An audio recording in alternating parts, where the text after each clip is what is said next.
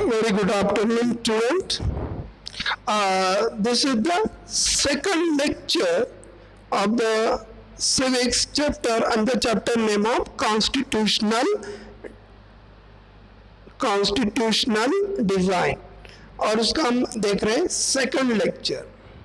Okay, first lecture में हमने Indian why do you need your constitution and how making Indian constitution are we acceptable of the Indian constitution, इसके बारे में पूरी जानकारी हमने पढ़ी है. अब देखते हैं second part of the chapter, the path of Indian constitution. कैसे हमारे देश के संविधान बना, किन किन चीजों, किन किन पॉइंट्स को हमने एक्सेप्ट किया, कितने देश के संविधान की पढ़ाई की गई, उस चीज को समझाया गया, उन चीज के बारे में बात करते हैं. सबसे पहले हमारी सोर्सेज देखिए. अगर हम रेफरेंस की बात करते हैं, हमारी इंडियन कॉन्स्टिट्यूशन बनाने में डॉक्टर बी.आर. अम्बेडकर ने, जो ड्राफ्टिंग कमेटी के चेयरमैन थे, और उनकी कॉन्स्टिट्यूशनल असेंबली ने बनाया हुआ जो संविधान था, वो संविधान बनाने के लिए किन किन रेफरेंस बुक का इस्तेमाल किया गया, उसके बारे में बात होती है. सबसे पहले देखते हैं ब्रिटिश गवर्नमेंट. ब्रिटिश इंस्टीट्यूशन से ब्रिटिश गवर्नमेंट का जो कॉन्स्टिट्यूशन बना था उनका आधार लिया गया. वाइमर कॉन्स्टिट्यूशन जो जर्मनी का है उनमें से लिया गया. अमेरिकन कॉन्स्टिट्यूशन, उनका भी आधार लिया गया, रेफरेंस दिया गया. सोवियत कॉन्स्टिट्यूशन जो बनाया गया, जस्टिस, फ्रेटर्निटी, इक्वालिटी, इन सभी चीजों को सोवियत कॉन्स्टिट्यूशन से हमने उठाया. कैनेडियन कॉन्स्टिट्यूशन, इसमें हमने राष्ट्रपति और उपराष्ट्रपति के जो इलेक्शन होते हैं उनके बारे में क्या डिसीजन होनी चाहिए, उनका रेफरेंस हमने लिया. साउथ अफ्रीका कॉन्स्टिट्यूशन, इन्होंने साउथ अफ्रीका से भी हमने दो चार मुद्दे उठाए जो हमारे लिए बहुत जरूरी. जैसे साउथ अफ्रीका से हमने प्रिंसिपल, जो गुड प्रिंसिपल्स है वहाँ पे हमने एक्सेप्टेड किए, आइडियोलॉजिकल प्रिंसिपल हमने एक्सेप्ट किए. आयरिश कॉन्स्टिट्यूशन, जो संविधान में कॉन्स्टिट्यूशन अमेंडमेंट होता है वो किस तरीके से करना चाहिए, उसके बारे में रेफरेंस लिया. गवर्नमेंट ऑफ इंडिया 1935, जो ब्रिटिश सरकार ने एक्ट बनाया था, उसमें कम से कम 300 में से 180 आर्टिकल्स को थोड़ा चेंज करके उन्हें कॉन्स्टिट्यूशन में इंक्लूड किया गया. एंड ऑस्ट्रेलियन कॉन्स्टिट्यूशन, जो खासकर हमने सूची यहाँ से ली है, जैसे state list, concurrent list, central list, इन सभी चीज़ों के बारे में लिया. सो हमने अपने देश के संविधान बनाते वक्त मिनिमम 9 देश के 9 कंट्री के संविधान को हमने रेफरेंस के रूप में इस्तेमाल किया गया, लेकिन उसके ओरिजिनल कंटेंट के नहीं, हमने रेफरेंस के रूप में लिया, पर उसका नया कॉन्स्टिट्यूशन बनाया इस आधार पर, क्योंकि रेफरेंस बुक जस्ट उसकी आइडियोलॉजी को समझने के लिए होता है, लेकिन रिटर्न अलग होता है. सो ये हमारे देश के संविधान है, और संविधान बनाने के लिए किन किन बुक का रेफरेंस लिया गया उसकी मैंने डिटेल्स आपको बता दी है. कौन सी basic institutional design of Indian constitution हमने लिया है, उसके बारे में बात करते हैं. What is the basic institutional design of the Indian constitution, क्या क्या डिजाइन है. सबसे पहले constitutional India is mainly about is embodying values of constitutional arrangement programme. It describe them a very legal language. हमारे देश का जो संविधान है वो बहुत ही लीगल और अंडरस्टैंडिंग लैंग्वेज में है, और भारतीय संविधान की प्रति हर लैंग्वेज में अवेलेबल है. तो किसी भी नागरिक को वो कॉन्स्टिट्यूशन समझने के लिए आसान है, और उसकी लैंग्वेज बहुत इजी लैंग्वेज है, जिन्हें कि हर नागरिक, जो पढ़ते हुए नागरिक को उनकी बातों को समझ में आए. Like that, Indian Constitution have laid down process of choosing person as government of country, define will how the much take which is the decision, and it limit the what the government can do, providing some right to citizen cannot be violated.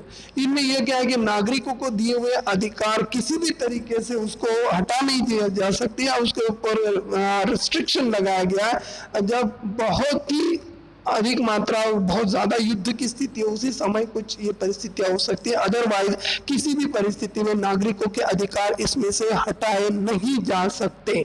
It has provisions of incorporate changes and get at the unedited time to changes call of constitutional amendment. और कुछ चीजें जो थी, मतलब हमारे देश में क्या था, not hard not too soft. अपने देश की कॉन्स्टिट्यूशन कैसा है, not too hard not too soft. कुछ चीजें बहुत हार्ड थी, और कुछ चीजें सॉफ्ट भी नहीं थी। मतलब सॉफ्ट भी तो कुछ थी, कुछ चीजें जैसे कुछ राइट से कुछ आर्टिकल चेंज करने, तो ये नॉर्मल राइट्स में आता है। और it's provision in corporate changes and get the updated time. और इस जो चेंजेस होता है कॉन्स्टिट्यूशन में समय समय पर कुछ, जैसे अभी फिलहाल की में आर्टिकल 370 हटाया गया भारत के, तो ये क्या आता है, एक नॉर्मल चेंजेस आता है। ये नॉर्मल चेंजेस में ज़्यादा कुछ करना नहीं होता, इसीलिए इस नॉर्मल चेंज को जो किया जाता है उसको कॉन्स्टिट्यूशनल अमेंडमेंट माना जाता है। कॉन्स्टिट्यूशनल अमेंडमेंट जो वक्त के साथ साथ जो चीज़ें ज़रूरी होती है उसके ऊपर ये पूरी तरह से काम करता है। ये कॉन्स्टिट्यूशनल कमिटी है जिसमें मोतीलाल नेहरू पहले जो पहला बना था। इन किन किन लोगों ने खासकर अपना योगदान दिया। Doctor B R Ambedkar drafting committee के चेयरमैन थे।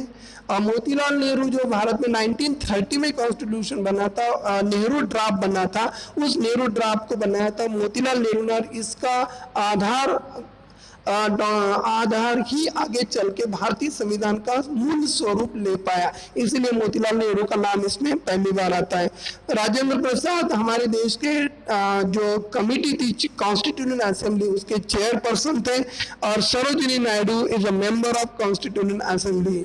सरोजिनी नायडू जी थी वो कॉन्स्टिट्यूशनल असेंबली की मेंबर थी।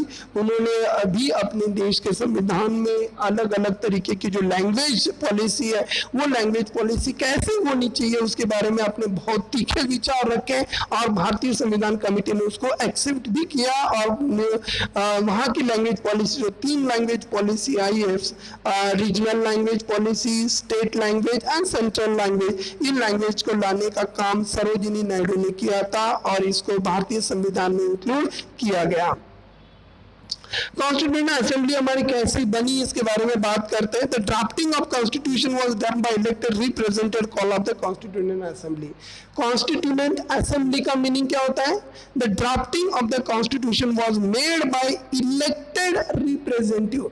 मैं सिलेक्ट की बात नहीं कर रहा हूँ, इलेक्टेड मतलब लोगों के वोटिंग के द्वारा सिलेक्ट किए हुए कैंडिडेट को, इलेक्टेड किए हुए कैंडिडेट को संविधान में भेजा गया। उन सभी इलेक्टेड कैंडिडेट्स को मिला के जो असेंबली बनी थी उसको कॉन्स्टिट्यूशनल असेंबली कहा जाता है।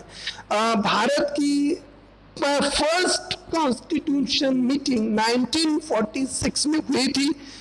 The first meeting was held in December 1946, दिसंबर महीने में हुआ था। The Constitutional Assembly was divided into Constitution of India and that of Pakistan. उस समय की जो कॉन्स्टिट्यूशनल असेंबली थी वो 2 पार्ट में डिवाइड हुई थी, एक तो पाकिस्तान के लिए बनी थी और एक भारत के लिए बनी थी, constitution India and that of Pakistan. और उस समय देश के जो कॉन्स्टिट्यूशनल असेंबली के जो मेंबर थे वो 299 मेंबर थे। दैट इंडियन कॉन्स्टिट्यूशनल असेंबली, पूरे देश की कॉन्स्टिट्यूशनल असेंबली में 299 मेंबर थे। And the assembly adopted by 26 नवंबर, और इस अडॉप्ट असेंबली में पूरे संविधान का काम बनने के बाद 26 नवंबर 1949 को काम पूरा हुआ और 26 जनवरी 1950 को ये अमल में लाया गया और इसी को हम रिपब्लिक डे के रूप में सेलिब्रेट करते हैं। तो ये 4 मेंबर थे कॉन्स्टिट्यूशनल असेंबली में। Doctor Rajendra Prasad, drafting chairman doctor B R Ambedkar, main chairman of Constitutional Assembly, Sarojini Naidu is a member of Assembly, and Dadabhai Maulana Abul Kalam Azad, this is the member of Indian Constitutional Assembly। 4 members थे। इन 4 लोगों ने मिलकर भारतीय संविधान को frame किया और doctor बाबा साहब अम्बेडकर ने इस पूरे संविधान की जवाबदारी लेते हुए, अपने सर पर लेते हुए जो 2 साल 18 महीने 17 दिन तक पूरा काम करके इंडियन कॉन्स्टिट्यूशन को बनाया गया। इसीलिए डॉक्टर बी आर अम्बेडकर को farmer of Indian constitution, the father of Indian constitution भी माना जाता है। Why is the basic philosophy of the Indian Constitution? क्या इंडियन philosophy थी? Values of inspire the guider of freedom struggle and turn into the form of foundation into Indian democracy. भारतीय संविधान की जो रूल है, जो आज़ादी के वक्त लोगों ने जो जो मूल्य, जो अपनी आइडियोलॉजी थी, freedom struggle and were nourish, इन सभी चीज़ों का भारतीय संविधान के ऊपर बहुत गहरा असर हुआ. The value of independence is a preamble of Indian constitution. और इन सभी वैल्यूज को भारतीय संविधान की जो प्रियम्बल है, उस प्रियम्बल में इन चीजों को जोड़ा गया. It content of philosophy on its entire constitution of build.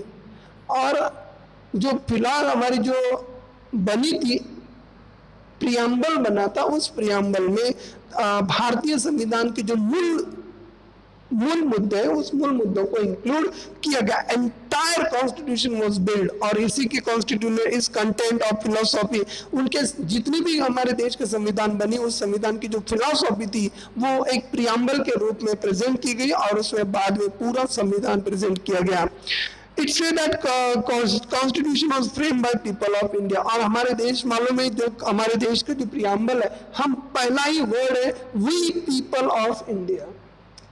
Africa का आप देखते हो, गॉड के बारे में बोला गया, अमेरिका भी नहीं बोलती है, लेकिन भारत दुनिया का एकमात्र ऐसा देश है जो ये संविधान की शुरुआत करता है कि हम भारत के लोग, भारत की एक समृद्धता, विजन, इस सभी चीजों, मतलब क्या होता है, अगर आप भारतीय संविधान की जो प्रियम्बल है अगर वो पढ़ना चाहते हो, तो अगर हिंदी में बताया तो मैं हिंदी में बताता हूँ. हम भारत के लोग भारत को एक संपूर्ण प्रभुत्व संपन्न समाजवादी पंथ निरपेक्ष लोकतंत्रात्मक गणराज्य बनाने के लिए तथा उसके समस्त नागरिकों को सामाजिक, आर्थिक, राजनीतिक न्याय, विचार, अभिव्यक्ति, विश्वास, धर्म और उपासना की स्वतंत्रता, प्रतिष्ठा और अवसर की समानता प्राप्त करने के लिए हम उन सब में व्यक्ति की गरिमा, राष्ट्र की एकता और अखंडता सुनिश्चित करने वाली बंधुता बढ़ाने के लिए दृढ़ संकल्प होकर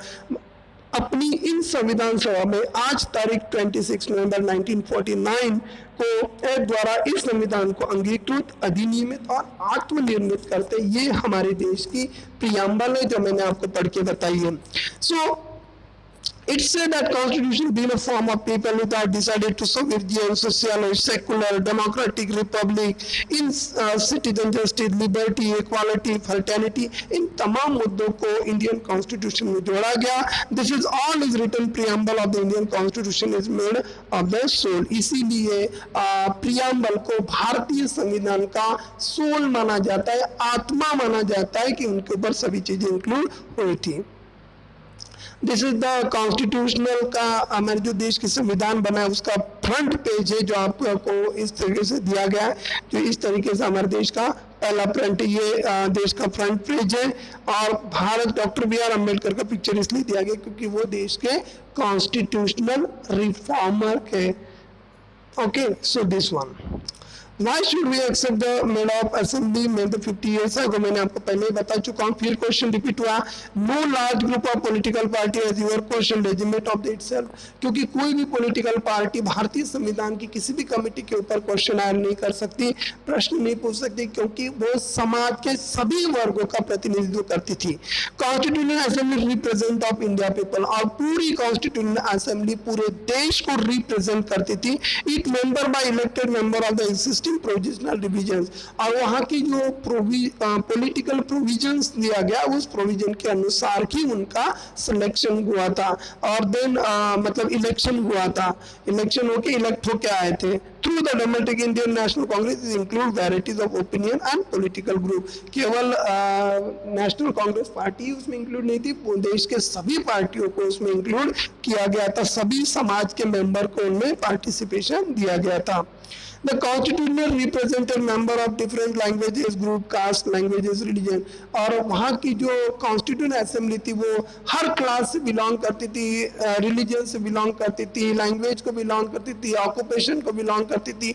तो इसके कारण several round of through discussion more than 2000 amendment was consider. उस समय 2000 अमेंडमेंट भारतीय संविधान में लाए गए, उसमें से जो जरूरत है उसको एक्सेप्ट करके उसको बनाया गया. अब हम स्टेज के बारे में बात करते हैं कि भारतीय संविधान कैसे बना, और डिस्कस द स्टेज, मतलब जो स्टेज है, discuss the various stages led to formation of Indian constitution का बना था. सबसे पहले शुरुआत करते हैं 1928 में भारतीय संविधान की जो फॉर्मिंग है वहां से शुरुआत हुई थी, और उस समय मोतीलाल नेहरू और other Congress is a leader drafted the constitution of India. हमारे भारत की शुरुआत कहाँ से हुई? 1928 में मोतीलाल नेहरू और कांग्रेस लीडर पार्टी, उन्होंने इस कॉन्स्टिट्यूशन को ड्राफ्ट किया था. 1931 is a resolution of Karachi session. जो 1931 में जो कराची पाकिस्तान की कैपिटल सिटी, अब उस समय नहीं थी, आज कराची है, उस कराची में एक संविधान, एक सभा हुई थी, कराची सेशन हुआ था, और वहाँ पे इंडियन नेशनल कांग्रेस और independent Indian constitution should be look like. वहाँ देश की जो संविधान की जो मूल रचना है वो कराची अधिवेशन में मानी गई. And both the document are committed of the issuing universal adult franchise. और इसी दो कमिटी से भारत में वन वोट वन वैल्यू की कॉन्सेप्ट आई, उसी को हम UAF कहते हैं, जो यूनिवर्सल एडल्ट फ्रेंचाइजी के रूप में एक्सेप्टेड मानी जाती है. Right to freedom and equality protecting the right of minorities, constitution of independent India. जो माइनॉरिटीज थे उनको भी राइट दिया गया. मतलब भारत संविधान का मूल रूप किस आधार पर था? Respect majority and protect minority. Respect majority and protect minority of the people. इन सब चीजों को उन्होंने एक्सेप्टेड किया गया. Those some values are accepted by the leaders much as before of constitution assembly deliberated of the constitution. इस तरीके से मुद्दे को फान में करते हुए आगे चलाया गया. उसके बाद ब्रिटिश सरकार ने भी कुछ लॉज बनाए गए. तो British rule is given a right to only a view, so that introduce a weak legislature. And 1937 में एक लॉज आया था, इलेक्शन और held provisional legislature minister all British of India. 1937 में जो कमिटी बनी थी, उस कमिटी में पहले पूरे के पूरे ब्रिटिश लोग ही थे. बाद में उसको एक्सेप्ट नहीं किया गया. They not the fully democratic government, but the experience gain of India was the working of legislature through the useful country the setting of its own constitution. लेकिन जरूर 1937 में लोग इंडियन नहीं थे, लेकिन उनकी कमिटी, उनके लिए डिसीजंस और उनकी जो काम करने की शैली, ये देख के भारतीय संविधान के लोग, भारतीय लोगों ने इन ब्रिटिशों की इन एक्सेप्ट में जो मेन एक्सेप्ट है, जो मूल मुद्दा है, उसको एक्सेप्ट करते हुए उन्हीं के जो बनाए हुए लॉज, रूल, सिस्टम, मेथड, इनका अप्लाई करते हुए भारतीय संविधान ने खुद का संविधान, जो कॉन्स्टिट्यूशनल असेंबली, उन्होंने अपना खुद का संविधान डेवलप करने की कोशिश की है.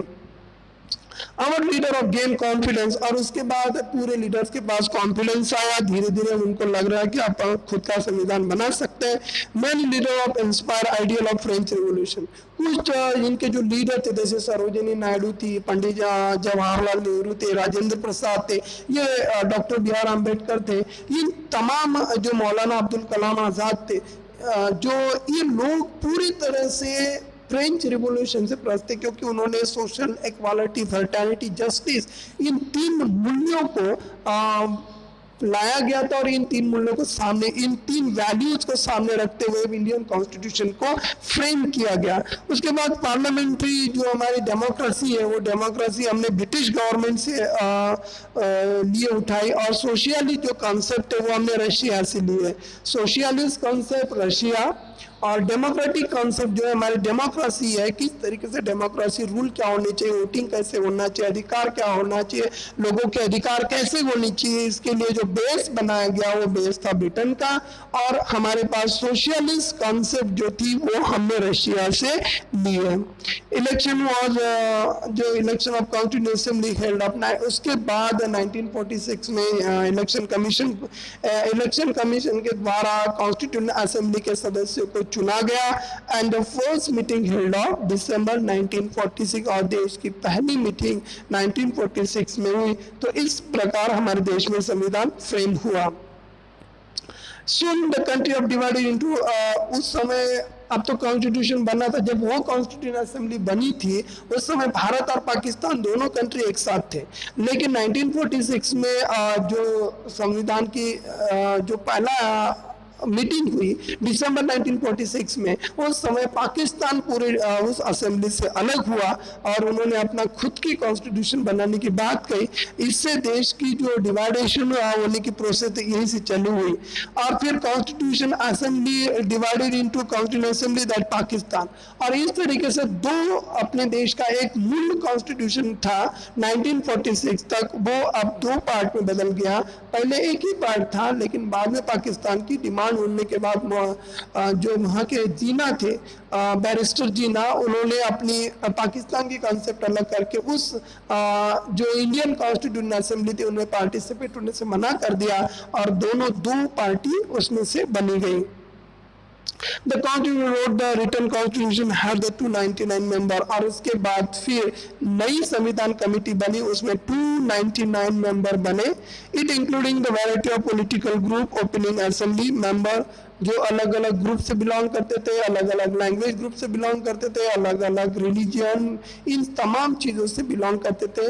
और then member of different language group, caste, classes, religions, occupation, all degrading of the each one, और इनके सभी के एक एक मेंबर संविधान में बनाए गए और भारतीय संविधान की उसमें रचना की गई।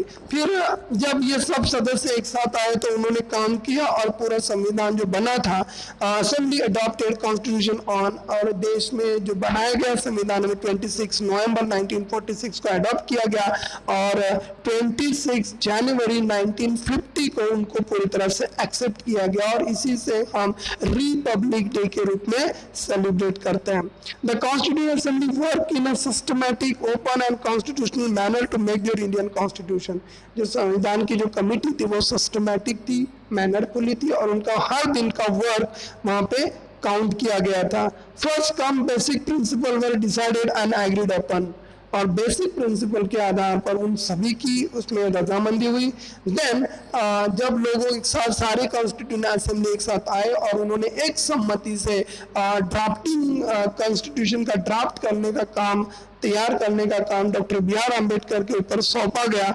And then the drafting committee chairman doctor B R Ambedkar prepare a constitution of the Indian constitution of the discussion. तमाम डिस्कशन, तमाम चर्चा करने के बाद इस कमेटी के chairman doctor B R Ambedkar ने इस संविधान की फ्रेम को रचना की और इसके इसी पार्ट को समझते हुए अपने इसके लिए this is the second part of the chapter. आप इसमें 3 क्वेश्चन आपने पढ़े। Discuss the various stages of led to formation of government, यही पॉइंट आपको बुक में लिखने हैं। Discuss the various stages of formation of Indian constitution, जो पॉइंट है 5 मार्क के लिए क्वेश्चन है, आपको इसको सभी क्वेश्चन को समझ के लिखना है और राइट अप करना है और इसकी खुद की नोट्स भी बनानी है, तब तक के लिए आप इसको अच्छे से अंडरस्टैंड कर लें। ये सेकंड पार्ट है चैप्टर का।